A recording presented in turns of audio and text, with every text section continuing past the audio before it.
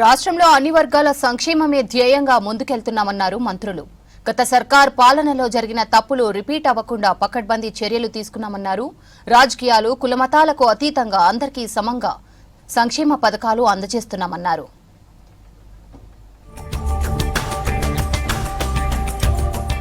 నల్గొండ జిల్లా ప్రజలకు ఆధునిక వైద్య సదుపాయాలు మరింత చేరువయ్యేలా రాష్ట్ర సర్కార్ పనిచేస్తోందన్నారు మంత్రి కోమటిరెడ్డి వెంకటరెడ్డి. ఆసుపత్రిలో ప్రతీక్ ఫౌండేషన్ ఆధ్వర్యంలో ఏర్పాటు చేసిన లాప్రోస్కోపీ యూనిట్ ని ప్రారంభించారు. లాప్రోస్కోపీ అందుబాటులోకి రావడంతో స్థానిక ప్రజలకు మెరుగైన వైద్య సేవలు అందుతాయన్నారు మంత్రి కోమటిరెడ్డి.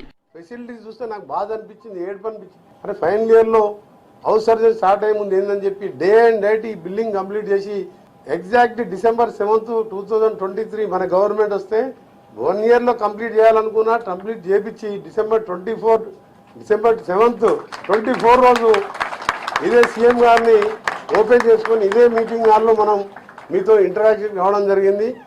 దాంతో పాటు 40 crores తో నర్సింగ్ కాలేజ్ కూడా కట్టిస్తున్నాం. సీఎం రేవంత్ రెడ్డి పాలనలో రాష్ట్రంలో అభివృద్ధి పరుగులు పెడుతోందన్నారు మంత్రి సీతక్క. ఇందిరమ్మ రాజ్యం ఉన్నన్ని రోజులు ఇల్లు లేని ప్రతి పేద కుటుంబానికి ఇందిరమ్మ ఇండ్లు మంజూరు చేస్తామన్నారు. నాగర్ కర్నూలు జిల్లా ఆమ్రాబాద్ మండలంలో పర్యటించారు మంత్రి సీతక్క. ఊరూరా పనుల జాతర కార్యక్రమంలో భాగంగా పలు అభివృద్ధి పనులకు శంకుస్థాపన చేశారు. సీఎం రేవంత్ రెడ్డి గారి ఆధ్వర్యంలో రాష్ట్రంలో అభివృద్ధి కార్యక్రమాలు నడిపించడంలో భాగంగా రాష్ట్రంలో పనుల జాతర అని, కాబట్టి అందరు రానటువంటి వాళ్ళు బాధపడకండి.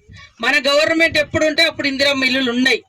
ఆనాడు కూడా వైఎస్ఆర్ గారు పెద్ద ఎత్తున ఇల్లులు ఇచ్చిండు. రాష్ట్రంలో క్రీడాకారులు జాతీయ స్థాయి పోటీల్లో పాల్గొని సత్తా చాటాలన్నారు మంత్రి వాకిటి శ్రీహరి. క్రీడాకారులకు భవిష్యత్తులో ఉన్నత విద్య, ఉద్యోగాల్లో క్రీడా కోటా దక్కనుందని చెప్పారు. నారాయణపేట జిల్లా మక్తల్లో 2K రన్ నిర్వహించారు మంత్రి వాకిటి శ్రీహరి. ఈ నెల 29న అంతర్జాతీయ క్రీడా దినోత్సవం ధ్యాన్ చంద్ జయంతి సందర్భంగా విద్యార్థులతో రన్ చేయించారు. మినీ ట్యాంక్ బండ్ నుంచి మక్తల్ మినీ స్టేడియం గ్రౌండ్ వరకు 2K రన్ జరిగింది.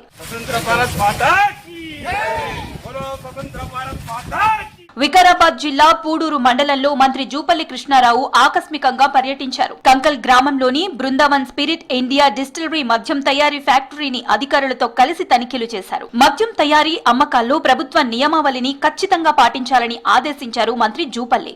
ఇది ఏ విధంగా జరుగుతా ఉంది, రా మెటీరియల్ ఎంత వస్తూ ఉంది, ఫినిష్ ప్రోడక్ట్ ఎంత అవుతా ఉంది, ఓడోన్స్ ఎంత పోతా ఉంది, లేబులింగ్ కరెక్ట్ చేస్తున్నా లేదా, టోటల్ ఎంత ప్రొడక్షన్ అవుతా ఉంది, సో కమిషనర్ ఆఫీస్కు అట్లాగే పోలీస్ కమాండ్ కంట్రోల్ సెంటర్కు కనెక్టివిటీ ఉందా లేదా, సో ఇవన్నీ కూడా వెరిఫై చేద్దామని చూద్దామని ఇక్కడ రావడం జరిగింది.